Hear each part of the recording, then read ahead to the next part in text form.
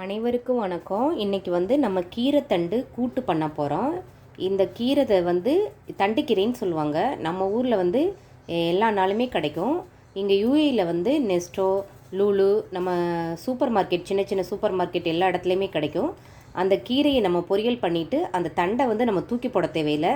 இந்த மாதிரி நம்ம பொடி பொடியாக நறுக்கிறப்ப நரம்பாக வரும். அதை தூர போட்டுட்டு இந்த மாதிரி பொடி பொடியாக நம்ம நறுக்கி எடுத்துக்கலாம்.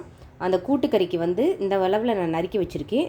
தேவையான அளவுக்கு பச்சை மிளகா, நம்மளுக்கு காரத்துக்கு எவ்வளோ பச்சை மிளகா தேவைப்படுதோ அதை சேர்த்துக்கலாம். நான் ஒரு 8 பச்சை மிளகா எடுத்திருக்கேன். அது கூட தாளிக்கிறதுக்கு கருவேப்பிலை, கூட்டுக்கறி பண்ணுறதுக்கு பாசிப்பருப்பு 3/4 பங்கு, கொஞ்சமாக நம்ம கைட்ட இவ்வளோ அளவுக்கு நான் துவரம்பருப்பு சேர்த்துருக்கேன். ஏன்னா பாசிப்பருப்பு கொஞ்சம் வளவளப்பாக இருக்கும். துவரம்பருப்பு சேர்க்குறப்ப கொஞ்சம் அந்த வளவளப்பு தன்மை இருக்காது. அதனால தான். இனி எப்படி பண்ணுறதுன்னு பார்க்கலாம் வாங்க. குக்கரில் தான் செய்ய போகிறோம். ஈஸியாகவே செஞ்சிடலாம். நான் கொஞ்சம் தேங்காய் எண்ணெய் சேர்த்துக்கிறேன். உங்களுக்கு எவ்வளவுக்கு தேவைப்படுதோ அந்த அளவுக்கு சேர்த்துக்கோங்க. எண்ணெய் காஞ்சிக்கிறட்டும். எண்ணெய் காஞ்சிருச்சு. நம்ம கடுகு சேர்த்துக்கலாம். அது கூடவே ஜீரகமும் சேர்த்துக்கலாம்.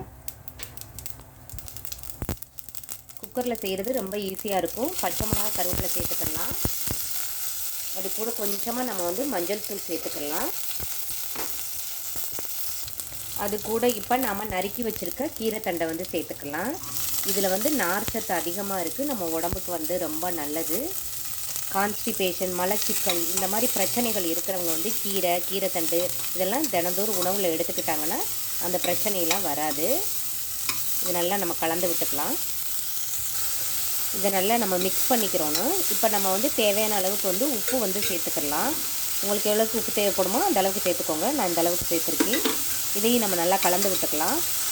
ஈஸியாக குக்கர்லேயே நம்ம செஞ்சு முடிச்சிடலாம். இப்போ நம்ம அலசி வச்சுருக்க பாசிப்பருப்பு, இந்த பாசிப்பருப்பு 3 தாள், கொஞ்சமாக ஒரு 2 ஸ்பூன் தக்கன துவரம்பருப்பு சேர்த்துருக்கேன். பாசிப்பருப்பு சேர்த்தாச்சு. இப்போ இதை நல்லா கலந்து விட்டுக்கலாம். ஒரு 4-5 விசில் வச்சா நல்லாயிருக்கும். அப்போ தான் பருப்பு நல்லா வெந்து வரும். 5 விசில் வச்சுருவோம். இப்போ தேவையான அளவுக்கு நம்ம தண்ணி ஊற்றிக்கலாம். நான் இந்த அளவுக்கு ஒரு 1.5 டம்ளர் தண்ணி சேர்த்துக்கிறேன். ஏன்னா பருப்பு வெந்து வரணும். துவரம்பருப்பு வேறு சேர்த்துருக்கோம். அதனால் நான் 1.5 டம்ளர் அளவுக்கு தண்ணி சேர்த்துருக்கேன். இதை நல்லா மிக்ஸ் பண்ணிவிட்டு இதை நம்ம இப்போ மூடி போட்டு மூடிடலாம். இப்போ இதை நான் மூடி போட்டு மூடிட்டு ஒரு 5 விசில் வரட்டும். அடுப்பை ஃபுல் ஃப்ளேமில் வச்சுக்கலாம். ஸ்டவ்வை ப்ரெஷர்லாம் நல்லா அடங்கிடுச்சு. இப்போ நம்ம இதை திறந்து பார்க்கலாம். பருப்பெல்லாம் நல்லாவே வெந்து வந்திருக்கு. இதை நாம் கரண்டி வச்சு நல்லா மசிச்சு விட்டுக்கலாம். உங்களுக்கு கொஞ்சம் தண்ணி கன்சிஸ்டன்சியில் வேணும்னா இன்னும் கொஞ்சம் தண்ணி சேர்த்து நல்லா கொதிக்க விட்டுக்கோங்க. அப்போ சோறு கூட பிசைஞ்சு சாப்பிட்றதுக்கும் நல்லாயிருக்கும். நான் கொஞ்சமாக தண்ணி ஊற்றி இப்போ கொதிக்க விட போகிறேன். நான் கொஞ்சமாக தண்ணி ஊற்றி கொதிக்க விட போகிறேன். கொஞ்சம் தண்ணி கூடுதலாக சேர்த்து இது பண்ணுறப்ப நம்ம சோறு கூட பிசைஞ்சு சாப்பிட்றது கரெக்டாக இருக்கும். இந்த கூட்டு கன்சிஸ்டன்சி நம்ம சோத்துக்கு சைட் டிஷ்ஷாக வச்சு சாப்பிட்றதுக்கு கரெக்டாக இருக்கும். நான் இப்போ சோறு கூட பிசைஞ்சு சாப்பிட்றதுக்காண்டி இதை தண்ணி கன்சிஸ்டன்சியில் நான் வச்சுக்கிறேன். ரொம்ப சிம்பிளாகவே செஞ்சிடலாம். அதிக சத்து நிறைஞ்சது, நார்ச்சத்து அதிகம் உள்ளது இந்த கீரைத்தண்டு. நல்லாவே கொதிச்சு வந்துருச்சு. இப்போ நான் கொஞ்சம் போல் தேங்காய் பூ சேர்த்துக்கிறேன். தேங்காய் பூ போடுறப்ப நல்லா கூடுதலாக டேஸ்ட்டு கிடைக்கும். தேங்காய் பூ சேர்த்துட்டு இதை நல்லா கலந்து விட்டுட்டு நம்ம ஸ்டவ்வை ஆஃப் பண்ணிடலாம். ஸ்டவ்வை ஆஃப் பண்ணியாச்சு.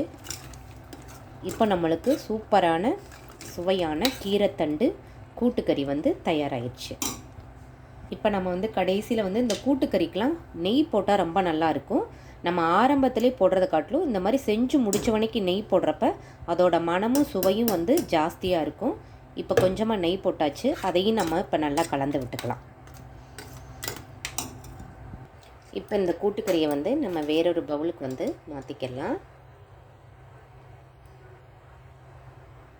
குழந்தைங்களுக்கெல்லாம் வெறும் சோறு மட்டும் போட்டு இந்த கூட்டுக்கறியை போட்டு தொட்டுக்கிறதுக்கு அப்பளம் கொடுத்தாலே போதும். ரொம்ப சிம்பிளாக நம்மளோட சமையல் முடிஞ்சிடும். இப்போ நம்மளுக்கு சுவையான ஆரோக்கியமான கீரைத்தண்டு கூட்டுக்கறி தயாராகிடுச்சு. ஆரோக்கியம் மற்றும் எளிய உணவுகளின் தொகுப்புக்கு உங்களுக்கு மதுமாலினிஸ் கிச்சன் பிடிச்சிருந்தா சப்ஸ்கிரைப் பண்ணிக்கோங்க. ஆல்ன்ற பெல் பட்டனை ப்ரெஸ் பண்ணிக்கோங்க. அப்போ தான் நான் போடுற வீடியோஸ் எல்லாம் நோட்டிஃபிகேஷன் மூலமாக வரும். ரொம்ப நன்றி.